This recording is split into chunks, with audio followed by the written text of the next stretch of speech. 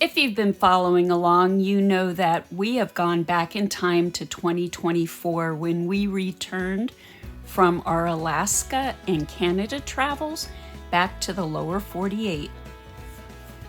You find us in this episode still in Seattle, Washington. Good morning. Hey, good morning, guys. So we're leaving Seattle now, and where are we headed? We're headed to Olympic National Park. It's on a pretty large peninsula outside of Seattle, northwest. We're going to drive to the most northwestern point of the lower 48, and that'll be the last one that we have to do because we've done all the other ones. Yeah, so we're excited to get that off the bucket list. Olympic National Park should be pretty amazing as well. So we had a great time, as we said, in Seattle, and we connected with our friend of the family. He showed us some amazing sights. We were thrilled, and of course you'll see it in our video. Yeah, absolutely amazing sights. Yeah, it was a great 2 days. Yeah, I mean, some stuff that we wouldn't even have thought about doing, you know. I mean, you can do all the research in the world and you still might come up with something that you missed. Yeah, and PJ's knowledgeable. I mean, he's lived there many years, and he was able to give us a real feel of the city. It was wonderful. And he owns an all-electric car. I learned a lot. Let's put it that way. I mean, great experience. Yeah, and you know, you live in a big city like Seattle. It totally makes sense to have something like that. Yeah. I mean, you don't have to worry about getting gas, and you know, when he parks, he lives in an apartment, and he parks and just plugs it in. So. Yeah, I mean, electric car for that purpose and what he uses and needs it for makes absolute total sense. Yes. Yep. Yeah, I learned a lot. So, as we said, you'll be seeing it in the video, and we're just going to keep on moving. Keep on. However the wind blows, you know. I mean, our plans have changed a couple of times now. Yeah, it's changed again. Yeah, because we were supposed to go to Mount Rainier, but, you know, I said, I think it makes more sense to go up. I don't know, you keep looking at the routes, which is easier, which is quicker, you know, which makes sense. Yeah. None of them really do. So we just, I mean, I guess I go with my gut. Yeah, and we check the calendar and make sure we have enough days, and we're in the area. We may as well see a few things. The Tacoma Dome. As we leave Seattle, we see some stunning views and cross a couple of amazing bridges on our way to Olympia, Washington.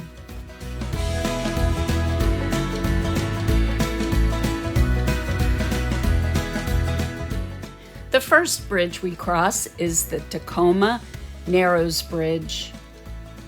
It is a pair of twin suspension bridges that span the Tacoma Narrows Strait of Puget Sound with Kitsap Peninsula and carries State Route 16 over the strait. Historically, the original bridge, which was built in 1940, was known as Galloping Gertie because of its unusual vertical movement of the deck observed by construction workers during windy conditions. It eventually collapsed.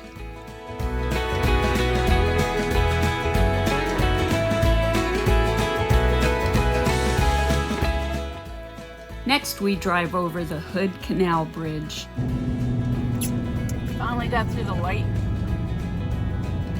It is a floating bridge. Drain bridge, stop ahead with flash. Drain bridge? Drawbridge, I'm sorry. Oh, drawbridge. And it carries State Route 104 across Hood Canal in Puget Sound and connects the Olympic and Kitsap Peninsulas. At 7,869 feet in length, it is the longest floating bridge in the world, located in a saltwater tidal basin and the third longest floating bridge overall. It opened in 1961 and was the second concrete floating bridge constructed in Washington.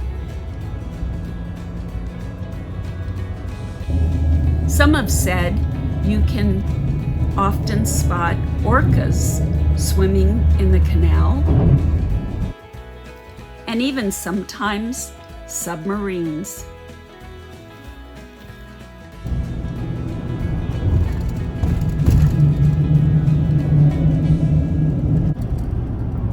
Quite a long bridge to get through. Lots of traffic.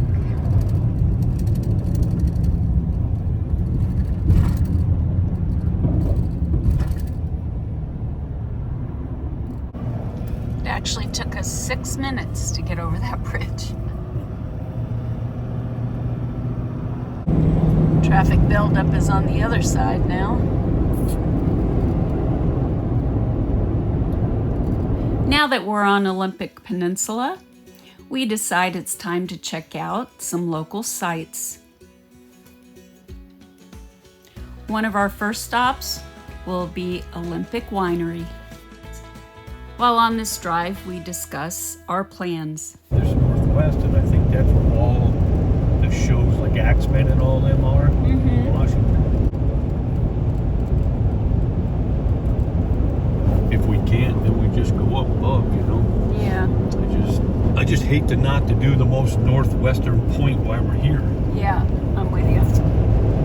And do Victoria Island another time. Which was the original plan, right?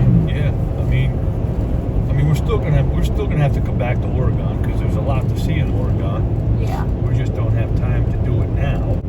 So we are on the 101, the Olympic Highway.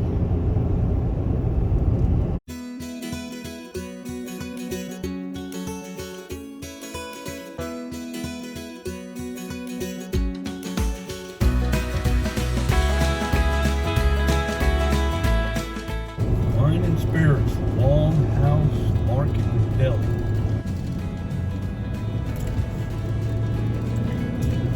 Don't pay attention. Week of your birthday.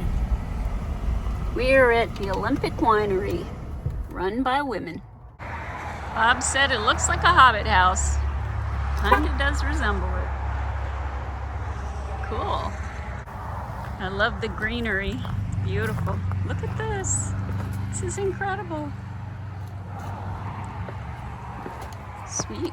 I know, it's great, right? And I love it. He built that door. He came in like shortly after I started working here. It's like my dad built this door and I helped install it. Our hostess gives us a tour of the barn and shares some of its history. I love the old woodwork and the beams. Oh, wow. That and is so the cool. work it took to get this all put back together. And yeah, Wow. it's really cool. We're using it for a winery, but for a really long time after it was a dairy barn, it was a dance hall, which is how the bar came to be here. Oh.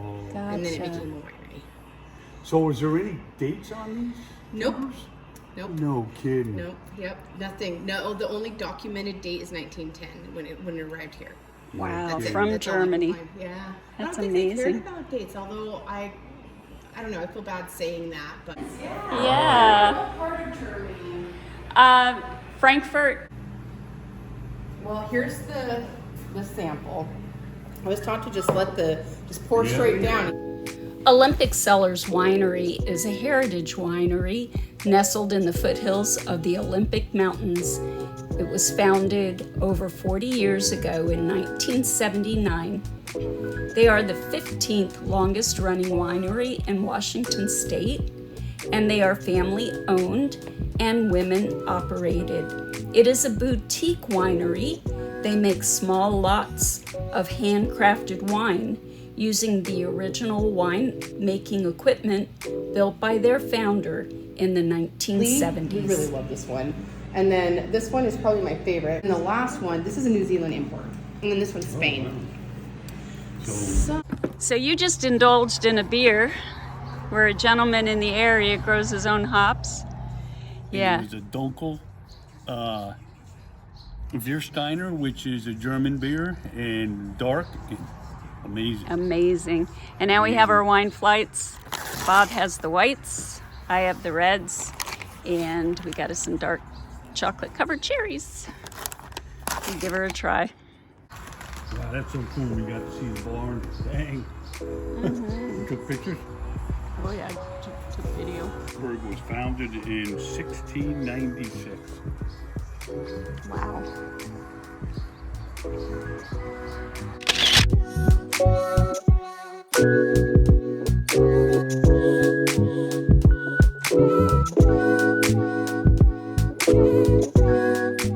We had quite a lovely time, and once we finished our wine tasting, we headed out. Tomorrow's a big day. Today we head out to reach the most northwestern point of the lower 48, Cape Flattery.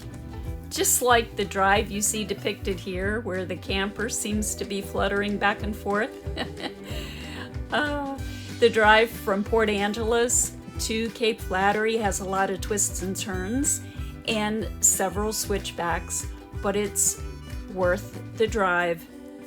It is part of the experience. They said rough roads for the next mile and a half. Yeah, they go right.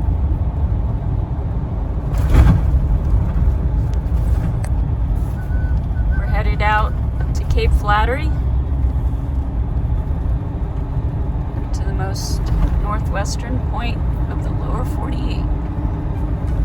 From our campground in Port Angeles, we travel Highway 112 that follows the northern Olympic Peninsula toward Nia Bay.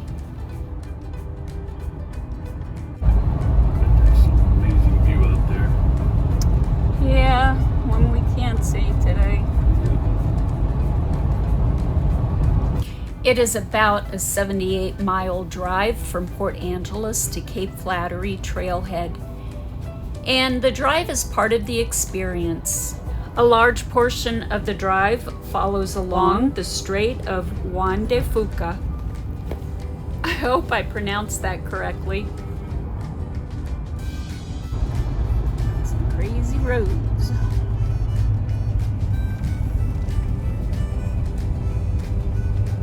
We encounter many twists and turns in the highway and some incredible switchbacks. These sections are quite bumpy with a lot of dips.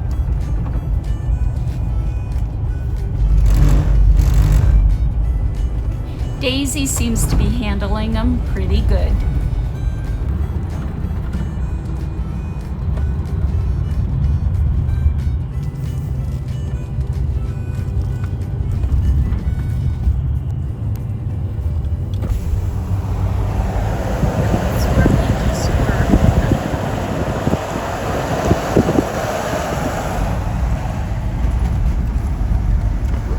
Not only do they have frost heaves similar to Alaska, but the roadsides are lined with fireweed.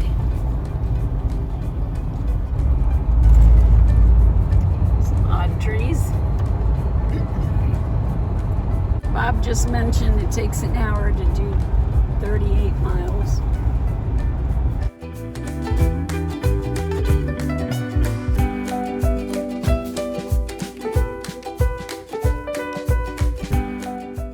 We drive through the small village of ICECO.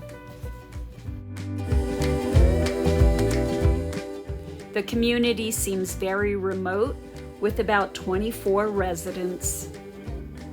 It is tied closely to the water, fishing, logging, and rugged coastline.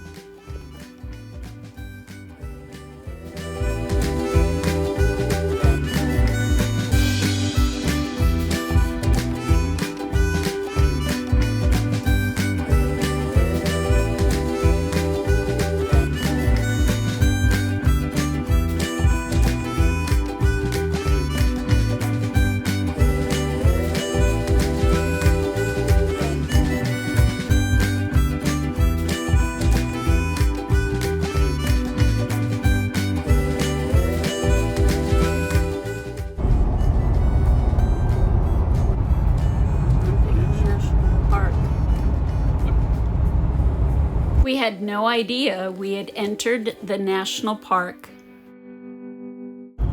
Olympic National Park coastal trails.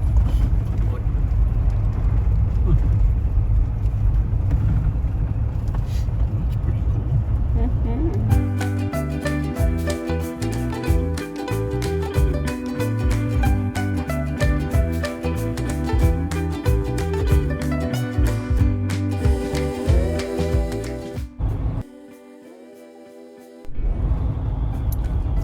Tribal. A short distance from ICECO, we enter the Maka Indian Reservation. So they use a similar art form to the Inuits.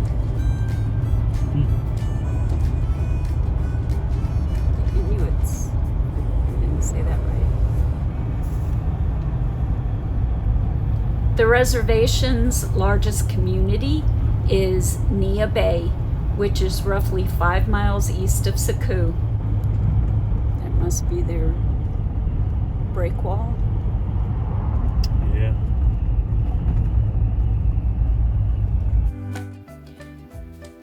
Whaling has an enormous cultural significance for the Maka.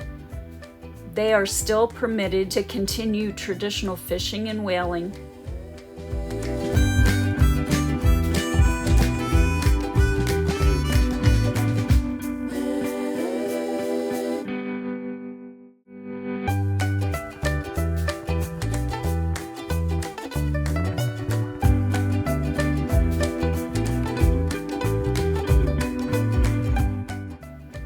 There's a huge cultural and research center here as well. Now to complete the last section of the drive, it takes about 7 minutes to arrive at the trailhead.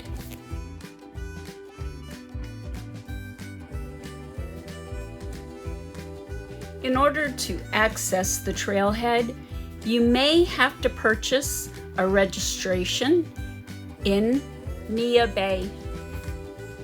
But this was a particular holiday weekend, so we didn't have to do so.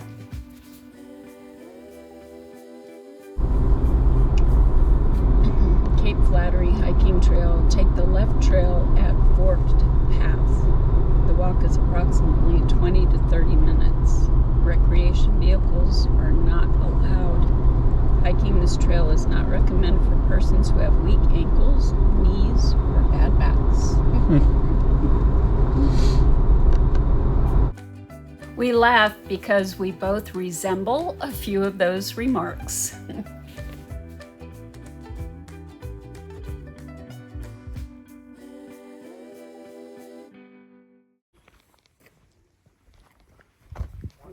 Morning. Northwestern Point, USA. See it? We're excited. We reach another milestone to check off our bucket list. The Cape Flattery Trail is only about 1.5 miles long round trip, with roughly 200 feet of elevation gain. It's considered an easy trail, but you do have to be mindful of the many tree roots and uneven ground.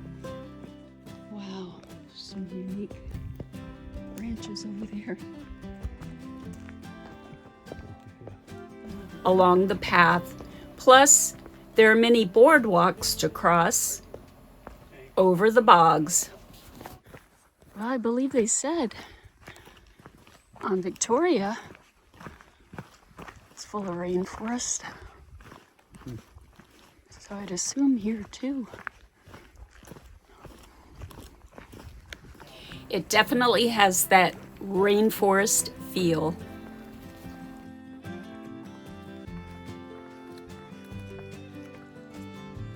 Some of these trees are quite unique.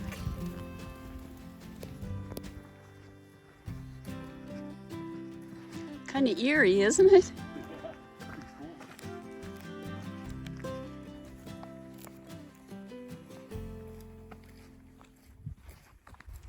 There should be one of those great big trolls out here somewhere.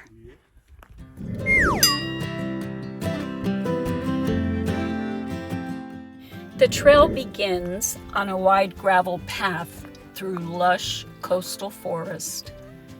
Then gradually, we descend into wetter, almost rainforest-like environment. What's that tree? No, this mountain. Oh. Once we get closer to the cape, the forest will open up and the sound of the Pacific will become increasingly prominent. Then sections of the trail become boardwalks over the boggy areas.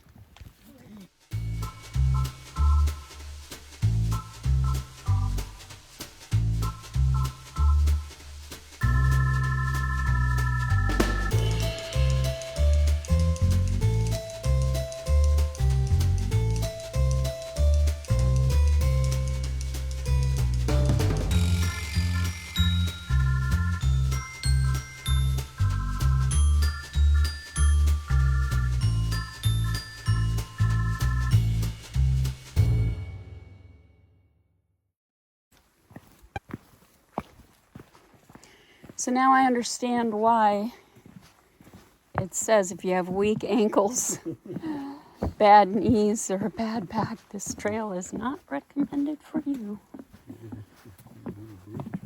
Mm-hmm. And the wood is so unique that it's made out of.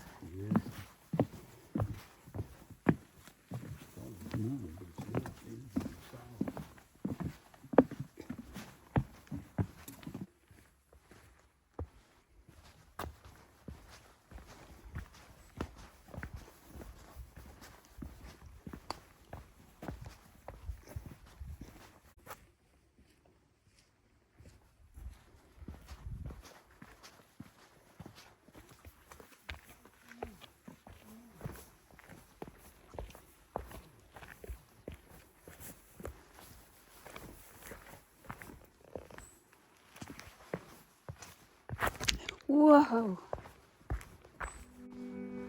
Cape Flattery is not actually part of the Olympic National Park.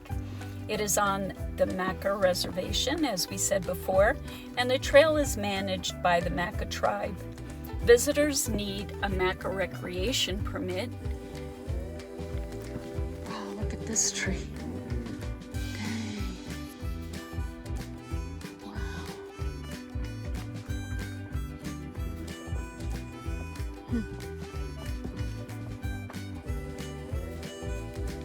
In case you're wondering, the trail is open all year round from dawn until 30 minutes after sunset. I think they were stones, but they're trees. Yeah. Wow, they do look like stones from here. Hmm.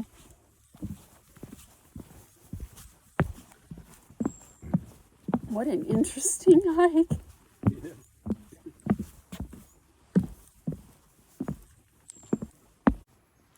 We begin to hear the sounds of the ocean ahead of us.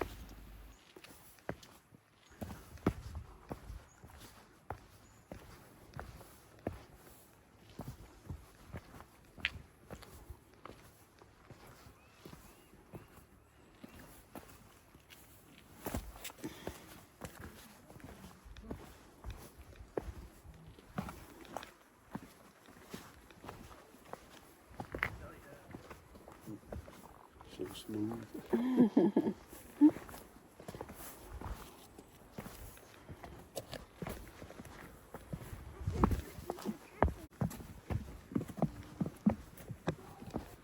Cool little tree.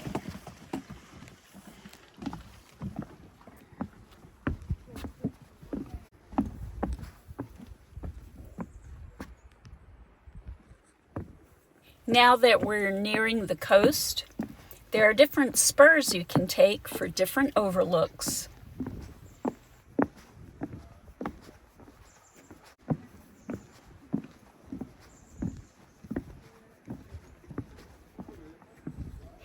Each one offering a different perspective of the cliffs and the ocean.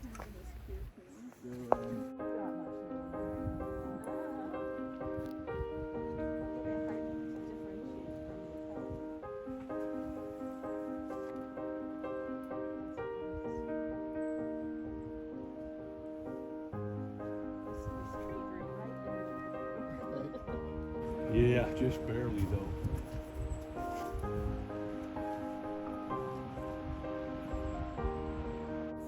Now we head to the next viewpoint.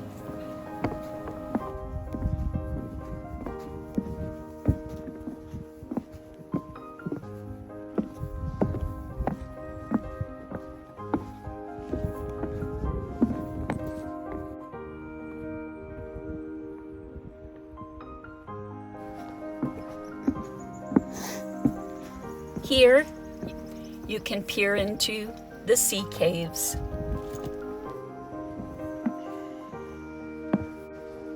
Look at that water, babe. It's beautiful. Emerald green.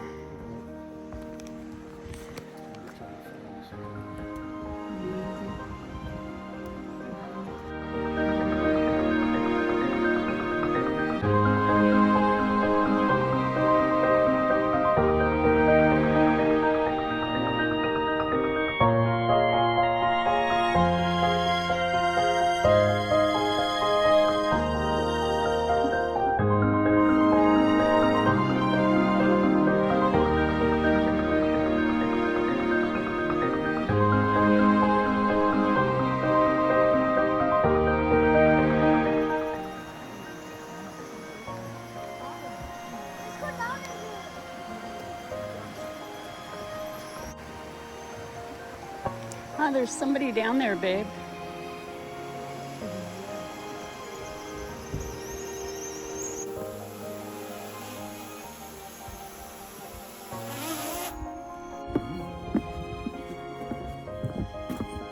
Yeah, you're not kidding. Just pop over here.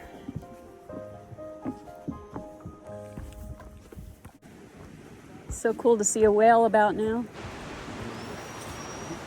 Cape Flattery, the most northwestern point of the contiguous 48 states.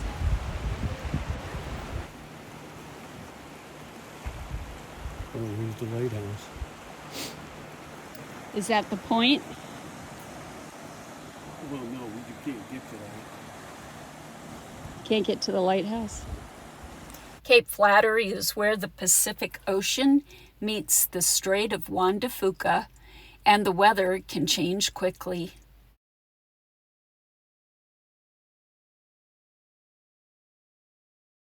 Itty bitty duck down there. On a calm, sunny day, it's beautiful. On a wild Pacific day, it can be absolutely dramatic. We are cautioned to be very careful around the cliffs, and we're asked to remain on the designated trails and the viewing platforms because of the sheer drop-offs.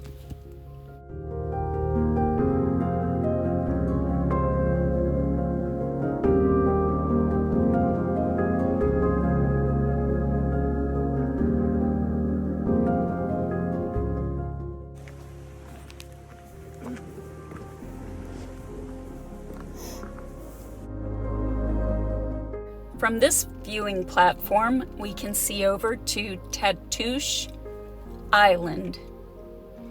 It is a private island owned by the Maka tribe. The lighthouse was established in 1857, and the island was eventually returned to the Maka tribe in 1984. Hey there, handsome. I see why you can't get to the lighthouse. I gotcha.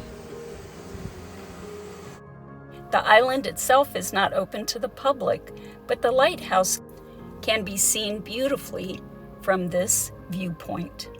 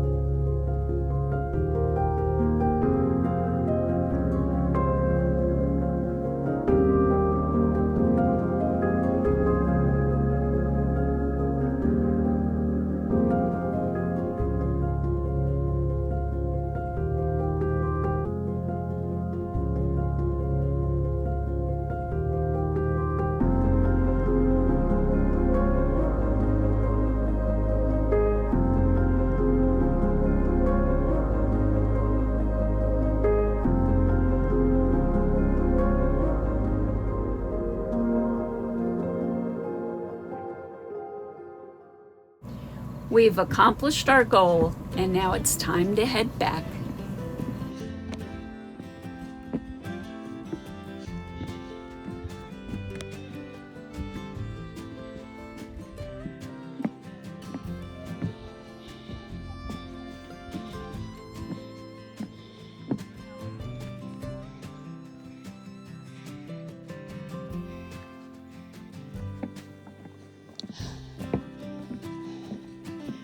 Yeah, you don't want to fall off of here.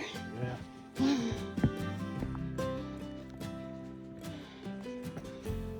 In the Squatch. And the Squatch or Troll House.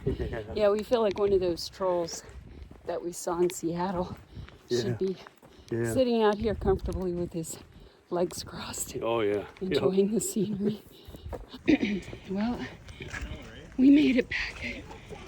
Oh, we're here. Daisy's back there somewhere. There she is.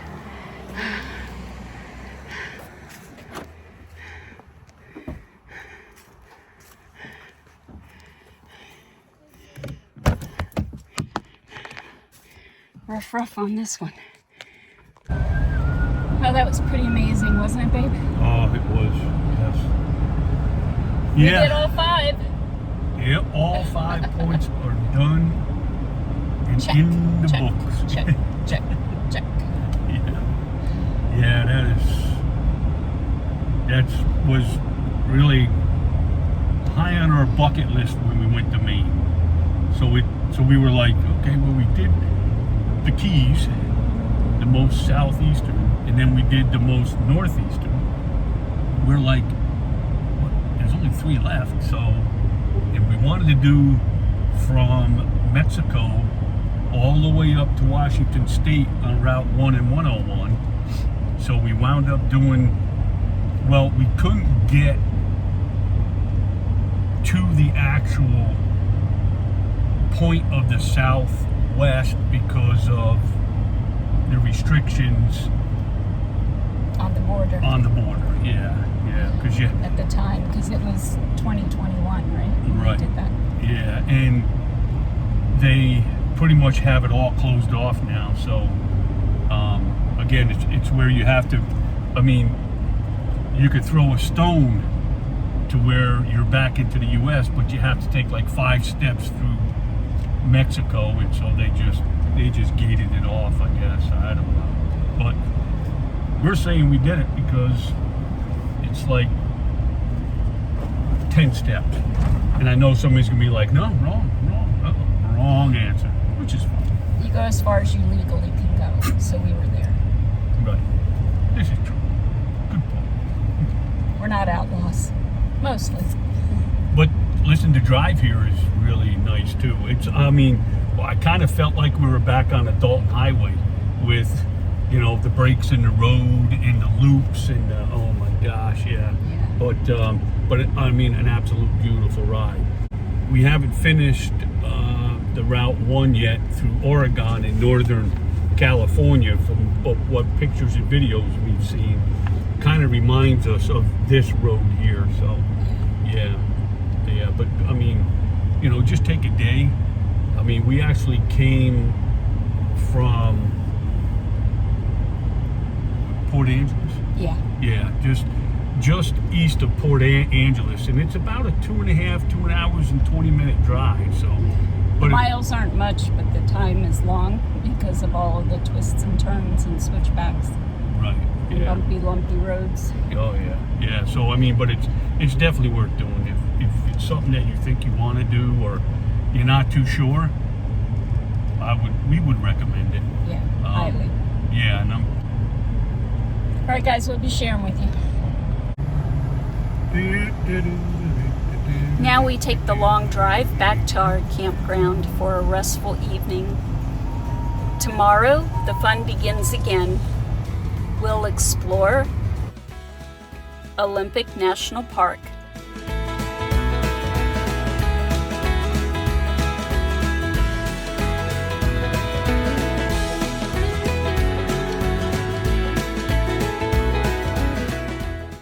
If you enjoyed this video taking a look back at our time in Washington State, please consider subscribing to our channel. It would help us out a great deal.